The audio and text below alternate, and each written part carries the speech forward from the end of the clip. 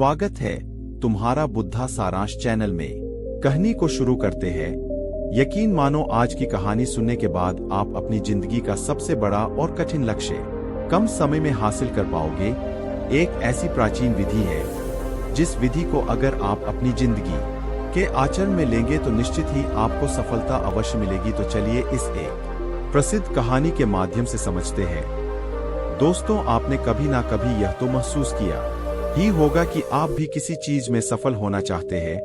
आप भी अपने जीवन में सफल होना चाहते हैं, लेकिन आपको यह पता ही नहीं कि आप करना क्या चाहते हैं। और यह ऐसी अवस्था है जिसमें आप अकेले नहीं हैं। ऐसे अधिकांश लोग जो अपने जीवन में केवल अपने उद्देश्य को खोजने के लिए संघर्ष करते रहते हैं। हम में से ऐसा कोई नहीं होगा जो अपने जीवन में सफल नहीं होना चाहता। सफलता सभी को चाहिए, सफलता की प्राप्ति की इच्छा सभी के मन में होती है, लेकिन सफलता पाना इतना आसान नहीं होता। जीवन में हमें कई सारी चुनौतियों का सामना करना पड़ता है, हमें उनसे निपटना पड़ता है।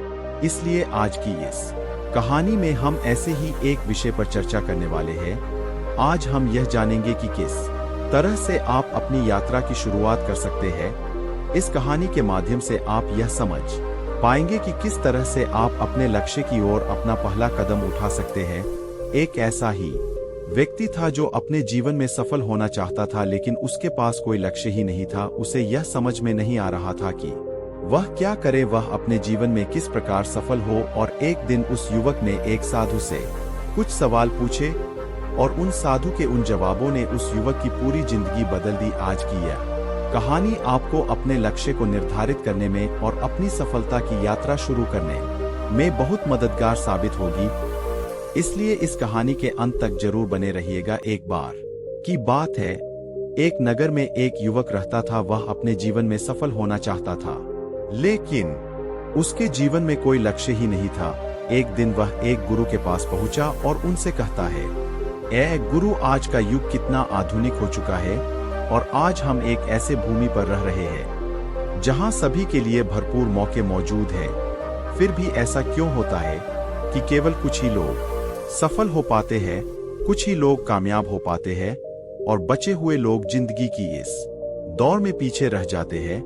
उन गुरु ने उस युवक की सारी बातें ध्यानपूर्वक सुनी और उसके इस प्रश्न का जवाब देते हुए कहते हैं, बेटा चलो ऐसे लोगों का एक उदाहरण देकर मैं तू समझाने का प्रयास करता हूं कि आखिर कुछ ही लोग अपने जीवन में क्यों सफल हो पाते हैं। जो 25 की उम्र में अपने काम की शुरुआत तो करते हैं, लेकिन वह आखिर तक अपने लक्ष्य तक पहुंच नहीं पाते। क्या तुम यह अंदाजा लगा सकते हो, यह 60 की उम्र तक पहुंचते यह लोग जीवन के किस मुकाम पर होंगे। इन लोगों का मानना है और इन्हें पूरा विश्वास भी है कि 25 की उम्र में शुरुआत करने से यह लोग जरूर कामयाब हो जाएंगे। और अगर तुम इनमें से किसी से भी यह पूछोगे कि क्या तो तुम अपने जीवन में कामयाब होना चाहते हो, तो उनका जवाब निस्संदेह यही कामयाब होना चाहता हूँ। उस वक्त जब तुम उन लोगों को देखोगे तो उन पर ध्यान दोगे तो तुम्हें पता चलेगा कि उन लोगों में जीवन को जीने के प्रति जुनून है, जोश है, उनकी आंखों में एक अजीब सी चमक है और उनका हाव भाव भी पक्के इरादे वाला है। उनका जीवन एक दिलचस्प सफर की तरह है। लेकिन 60 की उम्र तक आते आते जानते हो क्या होगा इस पर? वह युवक हाथ हिलाते हुए गुरुवर से कहता है, नहीं मैं नहीं जानता। तभी आगे वह गुरुवर उस युवक से कहते हैं, इनमें से केवल एक व्यक्ति अपनी मनचाही सफलता हासिल कर पाएगा और ऐसा तुम्हें कोई सैकड़ों में एक ही मिलेगा। उनमें से 5 अब भी सफलता के लिए संघर्ष कर रहे होंगे और बाकी के 94 हार मान चुके होंगे या फिर असफलता के ऐसे दलदल में नीचे दब चुके होंगे जहां से वापस लौटना नामुमकिन है। और जीवन की बुनियादी जरूरतों के लिए भी वह दूसरों पर निर्भर होंगी। जरा सोचो कि 100 में से सिर्फ 5 लोग ही जीवन के किसी मुकाम तक पहुंच पाते हैं। लेकिन आखिर क्या वजह है कि आखिर इतने सारे लोग जिन्होंने एक साथ सफर शुरू किया था, उनमें से केवल 5 लोग ही सफल हो पाए। उस चमक और उस जोश का क्या हुआ जो 25 की उम्र में उनके अंदर कूट कूट कर भरी हुई थी? क्या हुआ उनके सपनों का? क्या हुआ उनकी उम्मीदों का? क्या हुआ उनके पक्के इरादों का? जब इन्होंने सफर शुरू किया था तब तो इन्होंने कई तरह के मुकाम हासिल करने की सोची थी। इन्होंने अपनी जिंदगी में बहुत कुछ करना चाहा था, लेकिन वास्तविकता में यह जो कर पाए उसके बीच में आखिर इतना अंतर क्यों है? इस पर वह व्यक्ति उन गुरु की बात काटते हुए कहता है, हे गुरुवर, जब आप यह कह रहे हैं कि 100 में से कोई 5 लोग ही अपने लक्ष्य को पाने में सफल हो पाते हैं, तो क्या आपको हमें सफलता का वह रहस्य साफ साफ नहीं बताना चाहिए? इस पर वह गुरुवर मुस्कुराते हुए उसी वक्त से कहते हैं, बेटा, अब मैं तुम्हें सफलता का वह रहस्य बताने जा रहा हूँ। इसे बहुत ध्यानपूर्वक सुनना और इसे समझने का प्रयास करना। सफलता का रहस्य बस इतना सही है कि जब आप किसी निश्चित लक्ष्य को साफ साफ तय करते हैं, अर्थात आपको यह पूरी तरह से पता है कि आपको कहाँ जाना है और क्या पाना है, और आप उसी सोच के साथ, उसी समझ के साथ उस दिशा में आगे बढ़ते रहते हैं, तो आप एक ना एक दिन अपने लक्ष्य को पा ही लेते हैं। अर्थात यदि कोई इंसान यह पहले से ही तय किए हुए है कि उसका लक्ष्य क्या है और उसे कहाँ जाना है, उसका लक्ष्य एकदम मजबूत और पक्का है और जिसमें कोई बदलाव नहीं होता, उसकी दिशा में वह लगातार यदि काम कर रहा है और अच्छे से जानता है कि वह कहाँ जा रहा है और उसे कहाँ जाना है, तो वही इंसान वास्तविकता में कामयाब हो पाता है। और यदि वह बीच रास्ते में अपने लक्ष्य से भटक जाता है, वह तरह तरह की बाधाओं में पड़ जाता है, तो वह कभी भी कामयाब नहीं हो सकता। इसका सीधा और साफ मतलब है कि निर्धारित किए हुए लक्ष्य को समझते हुए उस दिशा में निरंतर प्रयास करते रहना, निरंतर आगे बढ़ते रहना। वास्तविकता में हमारी समाज में हौसले का उल्टा कायरता या बुजदिली नहीं है, बल्कि समानता या अनुरूपता है। और आज के इंसानों के सामने सबसे बड़ी चुनौती यही है, और इतने सारे लोगों की असफलता का कारण भी यही है। और अनुरूपता का अर्थ है बिना सोचे समझे भीड़ के साथ चलने की मानसिकता। ज्यादातर लोग बिना सोचे समझे, बिना यह जाने कि आखिर वह क्या कर रहे हैं, उन्हें क्या करना चाहिए, उन्हें कहाँ जाना चाहिए और वह क्यों कर रहे हैं और वह कहाँ जा रहे हैं, वे लोग केवल आंखें बंद करके बस वैसा ही करते चले जा रहे हैं जैसा दूसरे उनसे कह रहे हैं। और यही सबसे बड़ी समस्या है कि लोग उन 95% लोगों की तरह ही काम कर रहे हैं जो सफल नहीं है। इस पर उन गुरुवर से प्रश्न करते हुए कहता है, गुरुवर, यदि 95% लोग सही दिशा में कार्य नहीं कर रहे, तो आखिर इतनी बड़ी मात्रा में लोग उनकी नकल क्यों कर रहे हैं? इस पर वह गुरुवर मुस्कुराते हुए उस युवक की बात का जवाब देते हुए कहते हैं, शायद वह खुद भी नहीं जानते, इसीलिए तो इतनी बड़ी गलती कर रहे हैं। सुनो, एक बार की बात है, काम करने वाले लोगों के एक समूह से प्रश्न किया गया। उनसे पूछा गया कि आप रोज सुबह सुबह क्यों उठते हैं, काम पर क्यों जाते हैं? तो 20 में से 19 लोगों के पास इसका कोई भी ठोस जवाब नहीं था। उनमें से ज्यादातर लोगों का कहना था कि सभी लोग सुबह उठकर काम पर जाते हैं, इसलिए हम भी वही कर रहे हैं जो बाकी लोग कर रहे हैं। ऐसे लोगों का यह मानना होता है कि परिस्थितियों ने उनके जीवन को एक साचे होगा कि हाँ, मैं अवश्य ही ढाल दिया है। और ऐसे लोग बाहरी शक्तियों और परिस्थितियों से नियंत्रित होने वाले होते हैं। लेकिन हम यहाँ बात कर रहे थे कि आखिर कामयाबी की परिभाषा क्या है? कामयाब कौन होता है? कामयाब सिर्फ वही इंसान होता है जो अपना लक्ष्य साफ साफ तय करके उसकी ओर निरंतर बढ़ता रहता है, क्योंकि उस व्यक्ति को यह पता है कि उसे आखिर क्या करना है, उसे आखिर क्या पाना है, उसे क्या बनना है, और वह उस दिशा में काम करना शुरू कर देता है। तभी वह गुरुवर उस युवक को चेतावनी देते हुए कहते, बेटा, तुम्हें ऐसा लगता होगा कि कामयाब केवल वही लोग हैं जिनके पास बहुत सारी धन दौलत है, जो अमीर है, जिनके पास सारी सुविधाएं हैं। तो ऐसा नहीं है, क्योंकि कामयाबी की परिभाषा हर व्यक्ति के लिए अलग होती है। वह शिक्षक कामयाब है जो बच्चों को इसलिए पढ़ा रहा है क्योंकि वह यही काम करना चाहता था। वह हमेशा से एक शिक्षक बनना चाहता था। वह औरत अपने जीवन में कामयाब है जो एक पत्नी और माँ का किरदार निभा रही है, क्योंकि हमेशा से वह यही बनना चाहती थी और अपनी जिम्मेदारियों को वह अच्छे से निभा रही है। बाजार के एक कोने में दुकान चलाने वाला दुकानदार भी कामयाब है, क्योंकि उसने यही पेशा अपनाया और उसने यही लक्ष्य तय किया कि वह एक अच्छा व्यापारी बनेगा, एक कामयाब व्यापारी बनेगा, और वह अपना व्यापार खड़ा करने में सक्षम है। इसलिए वह भी कामयाब है। खिलाड़ी भी कामयाब है जो अपने क्षेत्र और देश का सर्वश्रेष्ठ खिलाड़ी बनना चाहता है, और इसी मकसद से उसके लक्ष्य को पाने में वह पूरी तरह से जुड़ जाता है।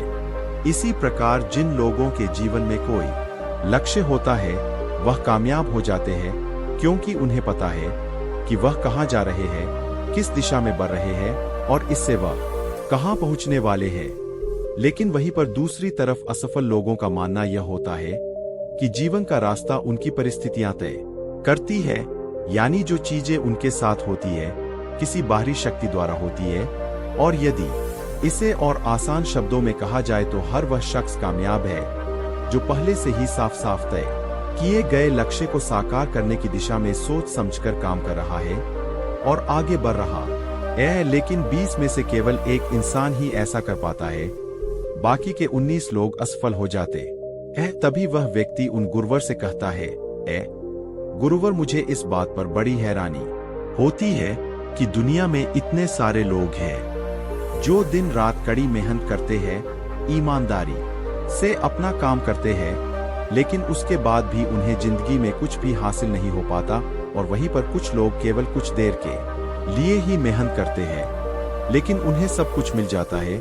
ऐसा क्यों? मुझे तो कभी कभी ऐसा लगता है कि उनके हाथों में कोई जादू की छड़ी लग गई है, जिस कारण वह जिस भी चीज को हाथ लगा देते हैं वह सोने में बदल जाता है। और ऐसे लोग हमेशा लगातार कामयाबी की ऊंचाइयों को छूते रहते हैं और कामयाबी की दिशा में अग्रसर रहते हैं। और वहीं पर दूसरी तरफ लोग असफल होने के बाद लगातार असफल होते जाते हैं और असफलता के दिशा में ही काम करते रहते हैं। तो आखिर सफल और असफल लोगों में क्या फर्क है? इसका जवाब देते हुए गुरुवर उस व्यक्ति से कहते हैं, सफल और असफल लोगों में केवल लक्ष्य का ही फर्क है। जिन लोगों के पास कोई लक्ष्य होता है वह उसी दिशा में काम करते हैं, जबकि कुछ लोगों के सामने कोई लक्ष्य ही नहीं होता और लक्ष्य के बिना आखिर वह कहां जाएंगे। लक्ष्य और उसे पाने की योजना बनाकर काम करने वाले लोग हमेशा कामयाब हो जाते हैं, क्योंकि उन्हें पता होता है कि आखिर उसे किस दिशा में आगे बढ़ना है। चलो मैं तुम्हें एक और उदाहरण से समझाता हूँ। एक ऐसी जहाज के बारे में सोचो जो बंदरगाह से निकलने वाला है। उसके पूरे सफर का नक्शा और योजना पहले से ही तय कर ली गई है और उस जहाज का चालक और चालक दल यह अच्छे से जानते हैं कि जहाज को कहां जाना है, आखिर उसका अंतिम पड़ाव क्या है, उस सफर में कितने दिन लगेंगे और जहाज का एक निश्चित लक्ष्य क्या है। एक निश्चित लक्ष्य और नक्शा साथ रखने वाला जहाज 1000 में से 999 बार उस मंजिल को पहुंच ही जाएगा जहां के लिए उसे रवाना किया गया था, यानी 100% वह अपने लक्ष्य तक पहुंच जाएगा। और वहीं पर अब कल्पना करो एक दूसरे जहाज की जो हूबहू उसी की तरह है। अंतर सिर्फ इतना है कि इस जहाज में कोई भी चालक या चालक दल नहीं है और इसका कोई निश्चित लक्ष्य भी नहीं है और ना ही कोई मंजिल है।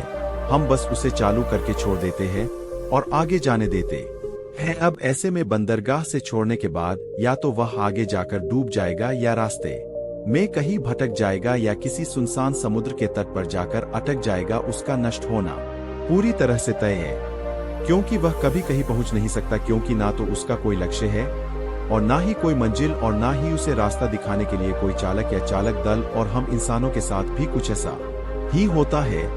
तभी वह युवक उन गुरुवर से अगला प्रश्न करते हुए कहता है, गुरुवर, एक निश्चित लक्ष्य रखने वाले लोग जीवन में हमेशा कामयाब क्यों होते हैं और जिनका कोई लक्ष्य नहीं होता वह असफल क्यों हो जाते हैं? इसके जवाब में वह गुरुवर कहते हैं, बेटा, हम जैसा सोचते हैं वैसे ही हम बन जाते हैं।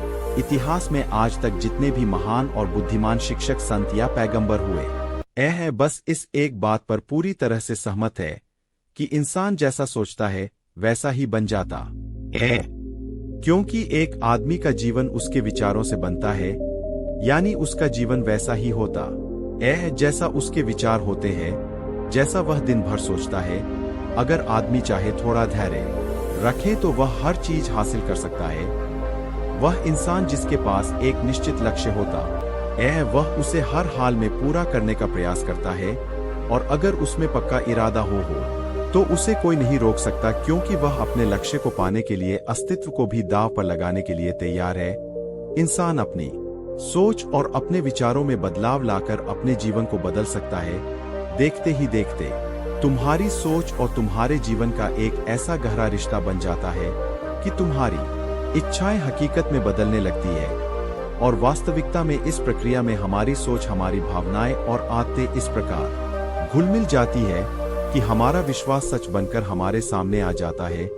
यदि तुम किसी विशेष चीज के बारे में अत्यधिक सोचते हो और उस पर इतना भरोसा करते हो कि यह तो होना ही है या किसी भी हालत में टल नहीं सकता, तो निश्चित रूप से तुम उसे हासिल कर ही लोगे। वहीं पर यदि तुम चाहते हो कि तुम अमीर बनो और तुम्हारे दिल इच्छा भी यही है कि तुम अमीर बनना चाहते हो, तो तुम बेशक ही अमीर बन जाओगे। अगर तुम बुद्धिमान बनना चाहते हो तो तुम बुद्धिमान बनोगे। इसी तरह अगर तुम एक बेहतर इंसान बनना हो तो तुम जरूर ही पहले से कहीं बेहतर इंसान बन जाओगे। बस तुम्हें एक बात हमेशा ध्यान में रखनी है कि किसी भी चीज या एक लक्ष्य पाने के लिए अपने भीतर एक मजबूत इच्छा शक्ति को विकसित करना है, और इस दौरान तुम्हारे सामने, तुम्हारे आंखों में केवल एक ही लक्ष्य होना चाहिए। ऐसा नहीं होना चाहिए कि एक ही समय पर कई अलग अलग चीजें तुम्हारे मन में आ रही हो और तुम्हारा ध्यान भटका रही हो, क्योंकि जो विश्वास करता है उसके लिए सब कुछ मुमकिन है।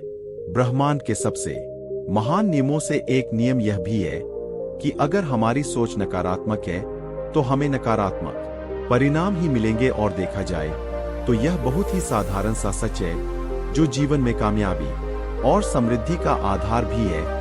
क्योंकि अविश्वास यानी खुद पर संदेह करना, खुद की सफलता पर शक करना, जो असफलता की निशानी है। हमारी शंकाएं, हमारा आत्मसंदेह इतना खराब होता है कि वह हमें कोशिश करने से ही डरा देता है, और जिन मौकों को हम आसानी से जीत सकते हैं, जिन मौकों को हम आसानी से जीत सकते हैं, जिन मौकों को हम आसानी से जीत हासिल कर सकते थे, उन मौकों पर भी हम बुरी तरह से हार जाते हैं। जैसा कि मैंने पहले कहा, हम जैसा सोचते हैं वैसे ही बन जाते हैं। इसलिए अगर कोई आम आदमी है और उसके जीवन में कोई लक्ष्य नहीं है, उसे यह पता ही नहीं कि उसे कहां जाना है, और जो इसी संदेह में जी रहा है, जो डर और चिंताओं में घिरा हुआ है, वह वैसा ही बन जाएगा जैसा वह सोच रहा है। अगर कोई इंसान किसी भी चीज के बारे में सोच ही नहीं रहा तो अंत में वह कुछ भी नहीं बन पाएगा, कहीं भी पहुंच पाएगा, क्योंकि उसके मन में कोई विचार है ही नहीं, उसके जीवन में कोई लक्ष्य है ही नहीं। वह जहां का कहां वहीं रह जाएगा। तभी वह युवक उन गुरुवर से कहता है, गुरुवर, आखिर हम जैसा सोचते हैं वैसे ही क्यों बन जाते हैं? इसके जवाब में वह उस युवक को कहते हैं, बेटा, कल्पना करो कि किसान के पास एक छोटी सी जमीन है और यह जमीन बहुत उपजाऊ है। किसान उस जमीन में अपनी इच्छा के अनुसार कोई भी बीज बो सकता है। जमीन को इस बात से कोई फर्क नहीं पड़ने वाला कि उसमें क्या बोया जा रहा है। यह फैसला पूरी तरह से किसान पर निर्भर करता है। ठीक उसी तरह हमारा मन भी एक जमीन की तरह ही है, और यह बहुत उपजाऊ है। मन को भी इस बात से कोई फर्क नहीं पड़ता कि हम उसमें क्या और कब बोल रहे हैं।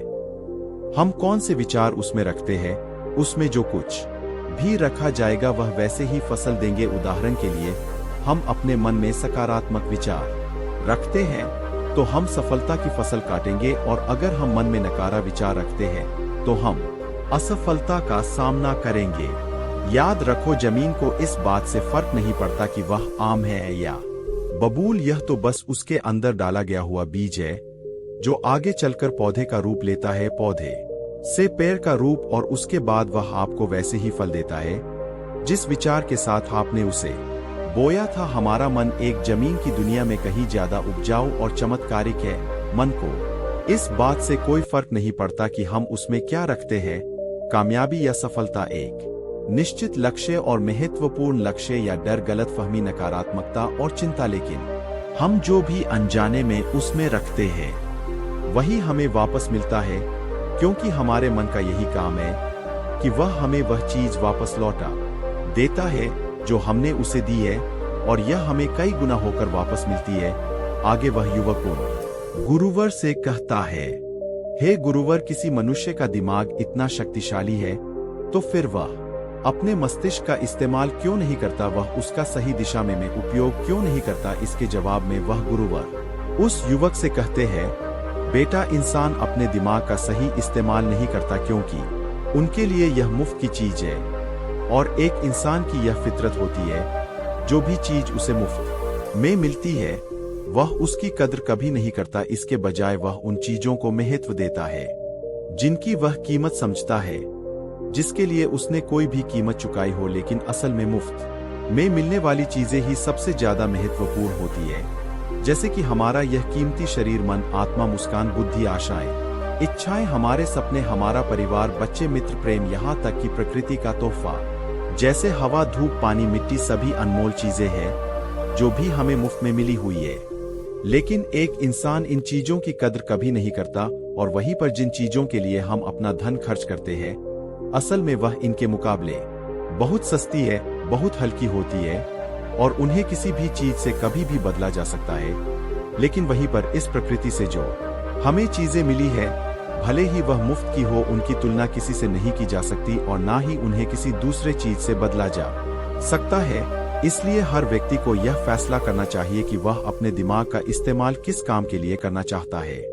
एक व्यक्ति को एक लक्ष्य निर्धारित करके उसका बीज अपने मन में बोना चाहिए, अपने दिमाग में बोना चाहिए। यह जीवन का सबसे महत्वपूर्ण फैसला होगा। क्या आप अपने काम में सबसे बेहतर बनना चाहते हो? क्या तुम अपने समाज में, अपने समुदाय में ऊंचाइयों पर पहुंचना चाहते हो, या फिर क्या तुम अमीर बनना चाहते हो? बस आपको इतना ही करना है कि अपने लक्ष्य को साफ तौर से सोचो और उसकी ओर कदम बढ़ाओ, फिर मेहनत से उसे पूरा करने के लिए अपनी जी जान लगा दो। जब तुम निरंतर अपने लक्ष्य की ओर आगे बढ़ते रहोगे तो जल्द ही वह दिन भी आ जाएगा जब तुम्हारा सपना हकीकत में तुम्हारे सामने होगा, अर्थात तुम अपने लक्ष्य को पालोगे। और इस दौरान अपने मन में सकारात्मक भावनाएं बनाए रखो, अपने मन में उसकी छवि बनाए रखो कि तुमने अपना लक्ष्य हासिल कर लिया है।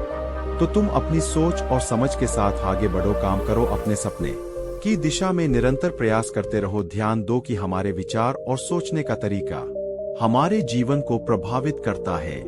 अगर तुम सकारात्मक तरीके से सोचोगे और उस पर विश्वास करोगे तो तुम्हारे लिए सफलता किसी चमत्कार से कम नहीं होगी। इसलिए अपना लक्ष्य निर्धारित करो और लक्ष्य की ओर आगे बढ़ो, मेहनत करो और सकारात्मकता से सोचो। तुम जो सोच सकते हो वही तुम्हारे जीवन को दिशा देगा। आगे वही व्यक्ति उन गुरुवर से आखिरी प्रश्न करते हुए कहता है, गुरुवर, क्या कोई ऐसा अभ्यास या ऐसा कोई तरीका है जिसके माध्यम से इन सब बातों को अपनाकर अपने जीवन में उतारकर अपने जीवन में बदलाव ला सकते हैं? इसके जवाब में वह गुरुवर कहते हैं, हाँ बिल्कुल, एक ऐसा अभ्यास है। अब मैं तुम्हें 30 दिनों का एक ऐसा अभ्यास बताने जा रहा हूँ जिसको अगर तुमने सही से पूरा किया तो यह तुम्हारे जीवन को बेहतर से बेहतरीन बना देगा, तुम्हारा जीवन पूरी तरह से बदल देगा। आगे गुरुवर उस युवक को चेतावनी देते हुए कहते हैं, लेकिन याद रहे कि बिना कीमत चुकाए हम कुछ भी नहीं कर सकते, इसलिए इस 30 दिन के अभ्यास का परिणाम कुल उसके बराबर होगा जितनी तुमने कोशिश की होगी या जितनी तुमने इसके लिए कीमत चुकाई होगी। लेकिन अब आपके मन में यह प्रश्न उठ रहा होगा कि आखिर यह कीमत क्या होगी? तो इसमें कई सारी बातें आती है। पहले तो यह कि तुम्हें बुद्धि और भावना दोनों स्तर पर यह समझना होगा कि हम जैसा सोचते हैं हम बिल्कुल वैसा ही बन जाते हैं। इसीलिए अपने जीवन को अपने अनुसार चलाने के लिए तुम्हें अपने विचारों को अपने नियंत्रण में रखना होगा, यानी कि तुम्हें अपने अंदर से यह बात माननी होगी, तुम्हें इस पर विश्वास करना होगा कि तुम जैसा सोचते हो वैसा ही तुम बन जाते हो। तुम जैसी फसल बोगे तुम्हें वैसे ही फसल काटने को मिलेगी। दूसरी बात, तुम्हें अपने मन से सभी बाधाओं और बेड़ियों को काट फेंकना होगा और यह सोचकर खुद को उस काम में झोंक देना होगा कि यही काम मेरे लिए प्रकृति ने सोचा है और यही काम मेरे लिए सही है। मैं इस काम के लिए बना हूँ, यह काम मेरे लिए मेरे ईश्वर ने तय किया है। अर्थात तुम्हें यही मानना होगा कि सभी सीमाएं, रेखाएं, सभी मानसिक रुकावटें तुम्हारी खुद की बनाई हुई है और तुम्हें उन रुकावट को तोड़ रहना होगा, आगे बढ़ना होगा और तुम्हारे सामने तुम्हारी कल्पना से भी ज्यादा अवसर मौजूद होंगे। अर्थात तुम्हें उन तमाम छोटी और सीमित सोच व विचारों से ऊपर उठना होगा जिन्हें तुमने बिना सोचे समझे या परखे सच मान लिया है। जो आज तक तुम सुनते आए हो अपने परिवार में, अपने समाज में, अब वह सभी सोच को एक बार परख कर देखो। तीसरी बात, अपनी समस्या पर सकारात्मक रूप से सोचने के लिए खुद को प्रोत्साहित करने के लिए अपनी पूरी क्षमता और हिम्मत का इस्तेमाल करना सीखो। इसके साथ ही अपने लिए एक निश्चित और स्पष्ट लक्ष्य के लिए तैयार करो। अपने दिमाग को अपने लक्ष्य के बारे में सभी संभव गुणों से विचार करने का अवसर देना होगा। अपनी कल्पना को खुली छूट देनी होगी ताकि वह हर संभव समाधान की खोज कर सके। इस विचार को मानने से इनकार कर दो कि लक्ष्य प्राप्ति के रास्ते में कोई भी बाधा तुम्हें हरा सकती है। जब तुम्हें लक्ष्य की तरफ ले जाने वाला रास्ता साफ साफ दिखाई देने लगे तो पूरी निष्ठा और जोश के साथ फैसला लेते हुए काम करो। खुद को लगातार यह याद दिलाते रहो कि तुम अपनी उपलब्धि और कामयाबी के बिल्कुल नजदीक खड़े हो। आगे वह गुरुवर उस युवक से कहते हैं, चलो एक बार फिर से उन महत्वपूर्ण बिंदुओं को जल्दी से दोहरा लेते हैं जो हमें एक खूबसूरत जीवन जीने के लिए कीमत के रूप में चुकानी होगी। पहला, हम जैसा सोचते हैं वैसा ही बन जाते हैं। दूसरा, कल्पना की शक्ति को समझो और अपने दिमाग को ऊंची उड़ान भरने दो। तीसरा, हिम्मत और हौसला रखते हुए अपने लक्ष्य की ओर आगे बढ़ो। पूरी लगन और एकाग्रता के साथ डटकर लगे रहो और साथ ही साथ यह बात भी याद रखो कि कोई विचार तब तक बेकार और मामूली होता है जब तक हम उस पर काम नहीं करते। और अब मैं तुम्हें 30 दिनों का वह अभ्यास समझाने जा रहा हूँ, इसलिए इसे ध्यान पूर्वक सुनना और समझना। लेकिन उससे पहले अपने दिमाग में यह बात अच्छी तरह से बैठा लो कि इस अभ्यास में तुम्हें कुछ भी खोना नहीं है, बल्कि संभावना है कि तुम बहुत कुछ पा सकते हो। दो बातें हम सभी पर लागू होती है कि हम सभी कुछ ना कुछ चाहते हैं। हम सभी किसी ना किसी चीज से डरे हुए हैं। मैं चाहता हूं कि तुम उस डर को अभी के अभी कागज पर देखो। वह क्या चीज है जिसे तुम हद से ज्यादा चाहते हो और तुम उसे अपने जीवन में पाना चाहते हो। वह कुछ भी हो सकता है, जैसे एक अच्छी नौकरी, ज्यादा पैसा कमाना, या फिर तुम एक बड़ा घर चाहते हो, या फिर अपने परिवार में ज्यादा प्रेम या तालमेल लाना चाहते हो, फिर जिंदगी में कोई खास मुकाम हासिल करना चाहते हो। तुम जो भी सपने को पूरा करना चाहते हो उसे कागज पर साफ साफ लिखो कि आखिर तुम क्या चाहते हो। और फिर इस बात को ध्यान रखो कि अगले 30 दिनों तक केवल यही तुम्हारा इकलौता और निश्चित लक्ष्य होगा। तुम्हें इसे किसी को दिखाने की जरूरत नहीं है, लेकिन इसे हमेशा अपने साथ रखो ताकि तुम दिन में इसे कई बार देख सको। इस पेपर पर लिखे गए लक्ष्य को सुबह उठते ही अपने मन में दोहरा। दिन भर सकारात्मक तरीकों से उसके बारे में सोचो। दिन भर में जब भी तुम्हें मौका मिले तो इस कागज को जरूर एक बार देखो और उसे जोर जोर पढ़ो। रात को सोने से ठीक पहले भी इसे देखना मत भूलना और इसे जोर जोर से जरूर पढ़ना।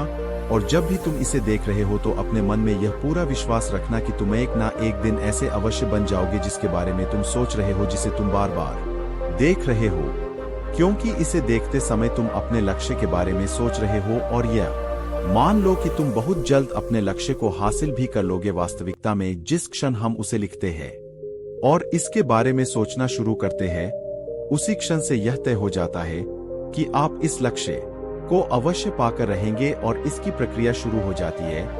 अर्थात यह लक्ष्य अब हमारा है और यह हमारा अगला काम है। जिस चीज से भी तुम्हें डर लगता हूं उसके बारे में सोचना बिल्कुल बंद कर दो। जब भी तुम्हारे मन में कोई डर या नकारात्मक विचार आए तो मन में अपनी सकारात्मक और सार्थक लक्ष्य के बारे में उसे अच्छी तरह से समझाओ। उसकी मानसिक तस्वीर की कल्पना करो और इसे आज से ही शुरू कर दो। लेकिन इस 30 दिन के दौरान एक ऐसा वक्त भी आएगा जब तुम थक कर हार मान जाओगे। तुम्हें लगने लगेगा कि यह सब बेकार है। इन सब चीजों से कोई फर्क नहीं पड़ता, क्योंकि व्यक्ति के लिए सकारात्मक सोचने की तुलना में नकारात्मक सोचना ज्यादा आसान होता है। और यही कारण है कि 100 में से केवल 5 लोग ही कामयाब हो पाते हैं। लेकिन तुम्हारी कोशिश यह होनी चाहिए कि तुम उन 5% लोगों में अपनी जगह बना सको। और इसके लिए तुम्हें अभी से शुरुआत करनी होगी। इन 30 दिनों के लिए तुम्हारे दिमाग का नियंत्रण पूरी तरह से तुम्हारे हाथ में होना चाहिए। और इस दौरान दिमाग को केवल वही सोचना होगा जिसकी इजाजत तुम उसे दोगे। और इस 30 दिनों के भीतर इस परीक्षण के दौरान तुम्हें हर दिन उससे भी ज्यादा काम करना होगा जितना तुम पहले करते थे। और इन सभी के अलावा एक जोशीला और साहित्य रूप बनाए रखने के लिए कोशिश करना। पहले से भी ज्यादा प्रयास करो। अपने लक्ष्य ध्यान में रखते हुए करो कि तुम्हें जीवन में ठीक उसी के बराबर कुछ मिलेगा जितना तुम उसमें लगाओगे। जिस पल हम किसी लक्ष्य पर काम करने का फैसला कर लेते हैं, उसी पल हम कामयाब इंसान बन जाते हैं और उन गिने चुने खास लोगों में आ जाते हैं जो अच्छे से जानते हैं कि वे कहां जा रहे हैं, और इसके बाद हम 100 में से शेष 5 लोगों की गिनती में आ जाते हैं। अपने मन से पूरी तरह से चिंता मिटा दो कि तुम अपने लक्ष्य को कैसे हासिल करोगे। यह सोचना तुम बिल्कुल बंद कर दो कि तुम वहां तक कैसे पहुंचो। इसे उस शक्ति के ऊपर छोड़ दो जो तुमसे भी कहीं ज्यादा सक्षम और ताकतवर है। तुम्हें बस यह पता होना चाहिए कि तुम किस दिशा में और कहां जा रहे हो। बाकी जो भी सवाल तुम्हारे सामने आएंगे, समय के साथ उनका जवाब खुद बखुदा रखो और अपने अभ्यास के दौरान हर दिन अपने सामने रखो और सवाल पूछो और उसका जवाब तुम्हें मिल जाएगा। खोजो और तुम उसे पालोगे। दस्तक दो और तुम्हारे लिए दरवाजा जरूर खुलेगा, क्योंकि हर एक इंसान जो कुछ जानने की इच्छा रखता है उसे जवाब मिलता है। जो खोजता है उसे वह चीज मिल जाती है, और जो दस्तक देता है उसके लिए दरवाजा भी जरूर खुलता है। यह शब्द जितना सरल है उतना ही चमत्कारिक भी है। दरअसल यह नियम इतना आसान है कि हमारे मुश्किल शब्दों में उलझ कर इसे समझना और भी मुश्किल होगा। इसलिए बस तुम्हें जरूरी यह है कि तुम इन 30 दिनों के दौरान तुम्हारे सामने एक स्पष्ट लक्ष्य हो और उसे पूरा करने का एक जुनूनी विश्वास भी हो। तुम चाहे किसी भी काम से जुड़े हो, लेकिन इन 30 दिनों के दौरान अपना सर्वश्रेष्ठ प्रदर्शन करो, कुछ इस तरीके से जैसे तुमने आज तक पहले कभी ना किया हो। और देखते ही देखते तुम्हारे जीवन का जो नया पहलू तुम्हारे सामने आएगा, उसे देखकर तुम खुद भी हैरान होगे। ऊपर बताए गए नियमों को अपनाकर तुम उन गिने चुने भागे सारे लोगों में से एक बन जाओगे जो शांत, खुशहाल और कामयाब जीवन जी रहे हैं। तो फिर देर किस बात की है? तुम्हारे पास खोने के लिए कुछ नहीं, लेकिन पाने के लिए बहुत कुछ है। यानी कि एक बिल्कुल नया जीवन जो तुम्हारा इंतजार कर रहा है। बस वह यही चाहता है कि तुम पहला कदम उठाओ और आगे बढ़ो। अपना लक्ष्य निर्धारित करो और उस पर निरंतर कार्य करो। इतना कहकर वह गुरु शांत हो गए और युवक को भी सारी बातें अच्छी तरह से समझ में आ चुकी थी। उस युवक ने उनको को प्रणाम किया और अपने घर लौट गया, और उसने आज से ही 30 दिनों का अभ्यास करना शुरू कर दिया। तो दर्शकों, अब चलिए जानते हैं कम समय में सबसे बड़ा और कठिन लक्ष्य कैसे प्राप्त किया जा सकता है। इस विषय पर अगली रोचक कहानी की शुरुआत कुछ इस प्रकार होती है। दोस्तों, एक बार की बात है, एक सम्राट का छोटा भाई सम्राट के सिंहासन पर बैठकर अपने मंत्रियों के सामने बड़ी बड़ी बातें कर रहा था। वह सभी मंत्री गण से कहता है, आखिर मुझे समझ क्यों नहीं आता कि सम्राट राज्य कोष को इन भिक्षुओं और सन्यासियों पर क्यों न्योछावर कर देते हैं, जिसके लिए लोग कठोर परिश्रम करते हैं, मेहनत करते हैं, तब जाकर उन्हें यह धन प्राप्त होता है, और इन सन्यासी को, इन भिक्षुओं को सम्राट यह सब इतनी आसानी से दे देते हैं। आखिर यह सब विलास नहीं तो क्या है? अगर यह धन मुझे मिला होता तो मैं कितना कुछ कर लेता। मैं अपने महल को और खूबसूरत बनाता, अपने महल के भीतर सुंदर मूर्तियां तैयार करवाता, पूरे राज्य में जगह जगह उद्यान बनवा और यह दुनिया घूमता, लोगों से मिलता, लोगों को जानता और किसी ताकतवर राज्य की सुंदरी अर्थात राजकुमारी से शादी भी कर लेता। लेकिन हमारे राज्य के सम्राट तो इन सन्यासियों और भिक्षुओं पर धन लुटा रहे हैं। याद रखना, जिस दिन मेरे हाथों में यह राज्य आ जाएगा और जिस दिन से मेरे हाथों में यह अधिकार आ जाएगा, उस दिन से ही ये सारे खर्च बंद कर दूंगा। इस प्रकार सम्राट का छोटा भाई मंत्रियों के सामने अपनी बड़ी बड़ी डींगे हाँक रहा था, और वह यह भूल चुका था कि वह सम्राट के सिंहासन पर बैठा हुआ है। इधर वह सम्राट का छोटा भाई लगातार एक पर एक बातें कहे जा रहा था, लेकिन उधर दूसरी तरफ मंत्रियों को यह पता था कि सिंहासन के पीछे सम्राट स्वयं खड़े हैं और वह सारी बातें सुन रहे हैं। तभी अचानक सम्राट अपने छोटे भाई के सामने आगे आए और अपने छोटे भाई से कहते हैं, अच्छा, तो मेरा छोटा भाई राज्य अपने हाथों में लेना चाहता है और राजगद्दी पर बैठकर वह मेरे ही खिलाफ षड्यंत्र रच रहा है। सम्राट के मुख से यह सुनकर सम्राट के छोटे भाई के पसीने छूटने लगे। वह पूरी तरह से स्तब्ध रह गया। उसकी बुद्धि ने काम करना बंद कर दिया, माथे से पसीना छूट रहा था। उसके बाद बड़ी मुश्किलों से डरते हुए हिम्मत जुटाकर सम्राट के छोटे भाई ने सम्राट से कहा, सम्राट, मेरा मतलब यह नहीं था, मैं तो आपके मंत्रियों के कहने पर ही आपके सियासत पर बैठा था। सम्राट, मेरे खिलाफ यह कोई साजिश रची जा रही है, मेरा ऐसा कोई मतलब नहीं था। मुझसे बहुत बड़ी भूल हो गई। मुझे क्षमा करे सम्राट, मुझे क्षमा करे। इस पर सम्राट क्रोधित होते हुए अपने छोटे भाई से कहता है, भूल तुमसे नहीं बल्कि भूल तो मुझसे हो गई जो मैंने अपने छोटे भाई को युवराज के तौर पर देखा और उसे युवराज घोषित कर दिया। उसके बाद सम्राट ने तुरंत ही अपने सिपाहियों को आदेश दिया और कहा, सिपाहियों इसे दूर जंगल में ले जाओ और राजद्रोह के अपराध में इसका सर काट दो। सम्राट के एक आदेश पर सभी सिपाही सम्राट के छोटे भाई को पकड़कर जंगल ले जाने लगे। तभी वहां पर उस राज्य के राजगुरु भी थे। इस बार उन राजगुरु ने सम्राट से कहा, हे राजन, आप अपने भाई के निर्मम हत्या का पाप अपने से क्यों लेना चाहते हैं? मेरी आपसे विनती है कि इसे ऐसी सजा सुनाइए जिससे यह सबक सीख सके और इसे अपनी गलती का एहसास हो सके। राजगुरु के साथ साथ वहां का सारा मंत्री गण भी राजगुरु के साथ था। वह उनकी बात से सहमत था। सम्राट ने सभी की बातें ध्यानपूर्वक सुनी और सम्राट उन सभी की बात मान गए। तभी वह सम्राट को सोच विचार कर अपने सिपाहियों से कहते हैं, सिपाहियों इसे अगले 7 दिनों तक महल में रखो और दुनिया के सारे सुख दो, अच्छा खाना, नाच गाना, बाद में घूमना। अगले 7 दिनों तक इसे सारे सुख दो और 7वें दिन इसका सर कलम कर देना। और इसके साथ साथ मेरी एक और शर्त भी है, हर दिन इसे कोई याद दिलाता रहेगा कि इसकी मृत्यु 7वें दिन होनी है। इसे 7वें दिन बांध दिया जाएगा। यह सुन सम्राट का भाई रोने लगा, विलाप करने लगा, वह क्षमा की याचना करने लगा, लेकिन सम्राट ने एक नहीं सुनी। सम्राट के आदेश पर सैनिक उसे खींचकर राज दरबार ले गए और उसे आलीशान महल में कैद कर दिया। 7 दिन उसकी खूब सेवा की गई, नाच गाना, खाना पना सब कुछ उसे दिया गया, पर कोई ना कोई राज दरबार का व्यक्ति उसे यह याद दिला ही देता था कि 7वें दिन उसकी मृत्यु है, 7वें दिन उसका सर धड़ से अलग कर दिया जाएगा। देखते ही देखते पूरे 6 दिन निकल गए। आखिरी दिन जब सिपाही युवराज को लेने आए, इस पर युवराज उन सिपाहियों से कहता है, आज मेरे जीवन का आखिरी दिन है और मेरी एक आखिरी ख्वाहिश है।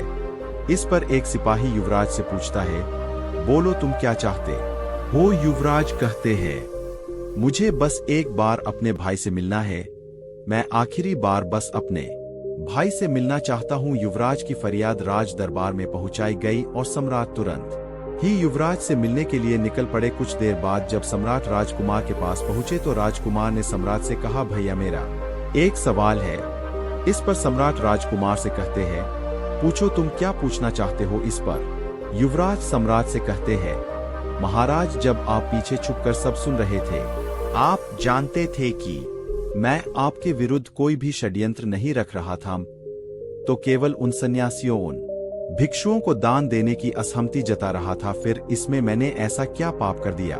फिर आपने मुझे इतने विचित्र सजा क्यों सुनाई? इससे तो अच्छा था कि आप उसी दिन मेरा सर मेरे धड़ से अलग कर देते। इस तरह से रोज रोज मरने से एक बार मरना अच्छा होता। फिर आखिर आपने ऐसा क्यों किया? वह सम्राट बहुत ज्ञानी था। वह अपने छोटे भाई से कहता है, युवराज तुम्हें इसका जवाब अभी मिल जाएगा, लेकिन उससे पहले तुम मुझे यह बताओ कि पिछले 7 दिनों में तुम्हें कितने सुख मिले? इस पर युवराज आश्चर्यचकित होकर सम्राट से कहता है, कौन सुख महाराज? जिसके सर पर सतत मृत्यु नाच रही हो, जिसे हर पल आने वाले मृत्यु की याद दिलाई जा रही हो, क्या वह अपने जीवन में सुखी रह सकता है? वह अपने जीवन को सुखी सुखी कैसे बिता सकता है? हर पल मेरे सामने स्वादिष्ट भोजन थे, लेकिन वह गले से नीचे नहीं उतर रहे थे। दुनिया के सारे भोग विलास मेरे सामने थे, लेकिन उसके बाद भी उसमें कोई रस नहीं था। मेरे मन में तो केवल बार बार केवल एक ही विचार आ रहा था कि जीवन में से कितने सारे काम थे जो मैं कर सकता था, लेकिन मैंने ऐसा कुछ भी नहीं किया। मैं कुछ जानना चाहता था, सीखना चाहता था, लेकिन अब मेरे पास वक्त नहीं है। मैं अब कुछ भी नहीं कर सकता। इन 7 दिनों में मेरी आंखों के सामने हमेशा मेरी मृत्यु नाच रही थी, इसलिए मुझे सब कुछ व्यर्थ नजर आ रहा था, सब कुछ नश्वर नजर आ रहा था। सारे शारीरिक सुख भी मुझे दुख के समान लग रहे थे। ऐसे में भला सुख कैसे भोग सकता हूँ? इस पर सम्राट मुस्कुराने लगे और अपने छोटे भाई अर्थात युवराज से कहते हैं, युवराज तो मैं यह विचित्र सजा इसीलिए सुनाई गई थी ताकि तुम अपनी गलती का एहसास कर सको, और तुम बिल्कुल सही समझ रहे हो। देखो, जो सतत जीवन की नश्वरता का चिंतन करते हैं, जो ज्ञानी है, सन्यासी है, जिन्हें हमेशा मृत्यु का बोध रहता है, वह भला कैसे सुख ले सकते हैं? जिनके सामने उनकी मृत्यु नाच रही हो, वह भला अपने जीवन को भोग विलास में कैसे बिता सकते हैं? सम्राट की आवाज सुनकर युवराज की आंखों में आंसू आ गए। युवराज को अपनी गलती का एहसास हो चुका था। युवराज ने सम्राट से क्षमा मांगी और सम्राट ने उसे क्षमा कर दिया। दोस्तों, इस कहानी से हमें बहुत कुछ सीखने को मिलता है। पहली बात तो यह है कि हम मजे के पीछे क्यों भागते हैं। हम सब थोड़ा अच्छा महसूस करना चाहते हैं, थोड़ा जोश, थोड़ा जीवन महसूस करना चाहते हैं। हमें लगता है कि सुख का भोग करने से ही हमें अच्छा लगता है, लेकिन क्या यही वास्तविकता? नहीं, यह पूरा सच नहीं है। जैसे खाली पानी से आपकी प्यास नहीं बुझती, वैसे ही मजे करने से केवल थोड़ी देर के लिए ही आपको आनंद आता है, लेकिन उसके बाद आपका मन दोबारा परेशान होने लगता है।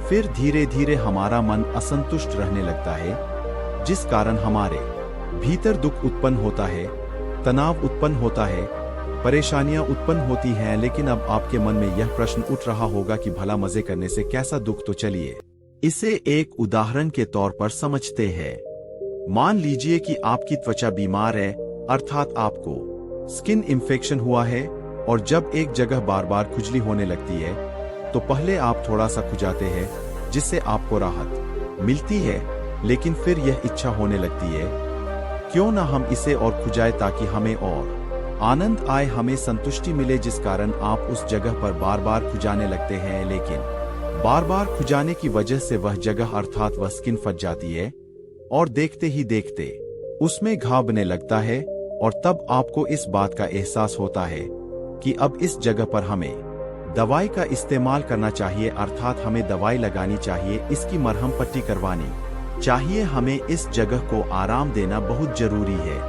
तब जाकर हमारा यह घाव कहीं पर भर पाएगा और हमें इससे राहत मिलेगी। ठीक इसी तरह से सारे सुख का चक्र भी चलता रहता है।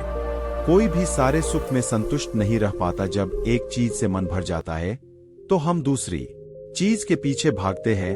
प्रकार जब दूसरी चीज से मन भर जाता है तो हम तीसरी, चौथी और इसी प्रकार तरह तरह की चीजें हम ढूंढते ही रह जाते हैं। जैसे कि आजकल लोग तरह तरह की वीडियोस देखना पसंद करते हैं। कोई वेब सीरीज देखता है तो कोई कॉमेडी वीडियो देखता है, कोई शॉर्ट्स देखना पसंद करता है, और जब इन सब में मन नहीं लगता तो हम समाचार देखने लग जाते हैं। लेकिन फिर भी हमारे मन को संतुष्टि नहीं मिलती और देखते ही देखते यह एक आदत बन जाती है।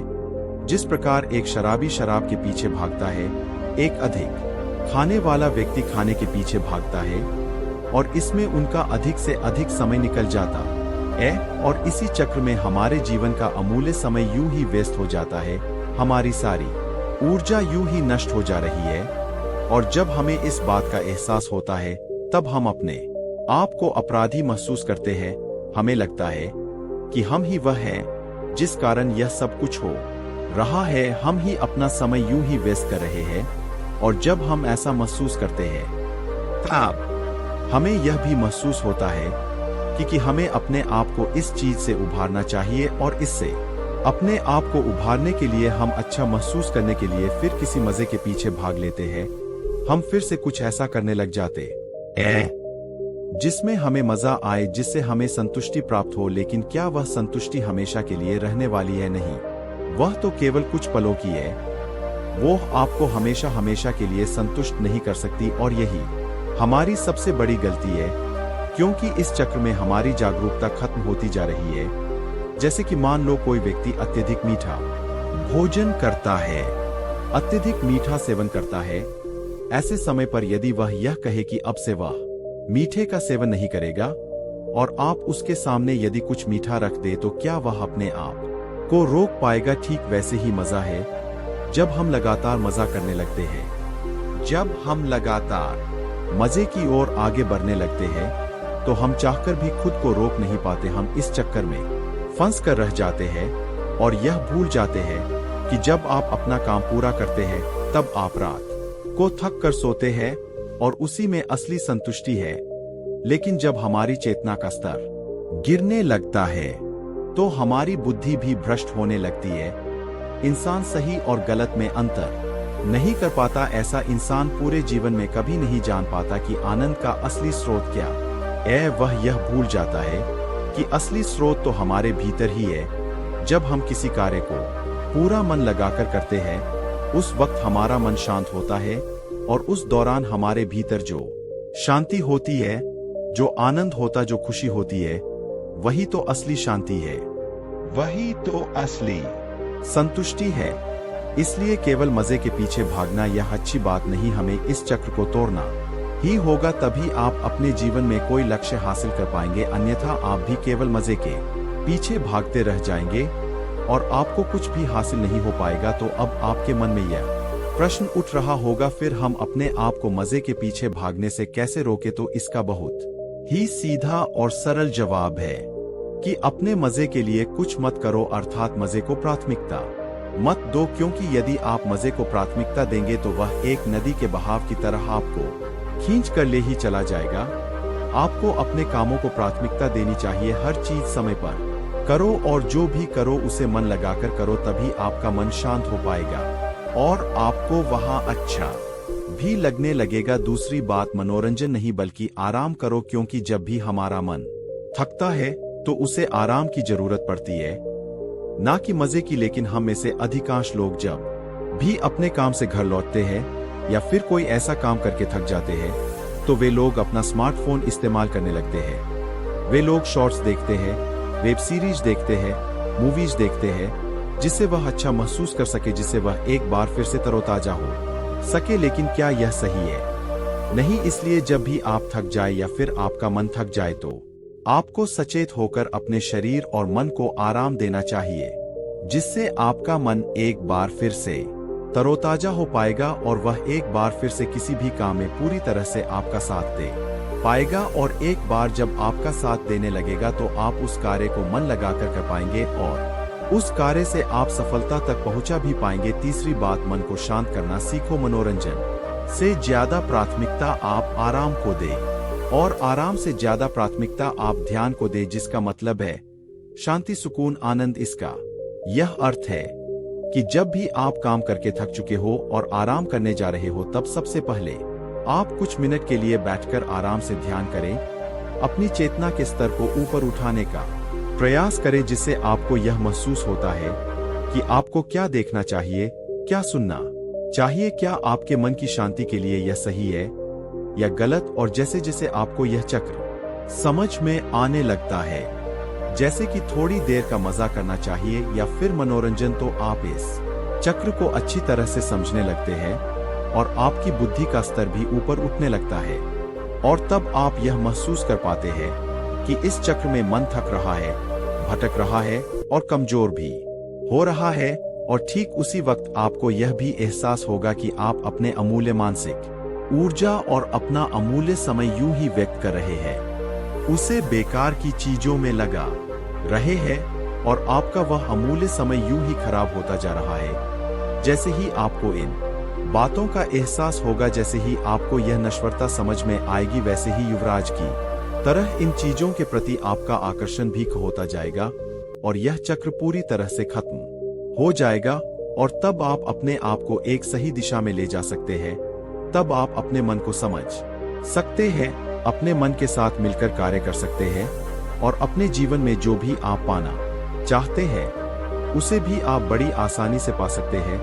क्योंकि किसी भी कार्य को करने के लिए हमारे मन का हमारे साथ जुड़ना बहुत जरूरी होता है। वहीं पर यदि आपका मन थका हुआ है, कमजोर है और वह काम करने की क्षमता नहीं रखता में, यदि आप उसे मनोरंजन करवा रहे हैं, मजे के पीछे भगा रहे हैं, तो वह और भी थक जाएगा और वह आपका साथ नहीं दे पाएगा। फिर चाहे आप कितनी भी कोशिशें क्यों ना कर ले, लाख प्रयास ही क्यों ना कर ले, लेकिन आपका मन आपका साथ नहीं देने वाला।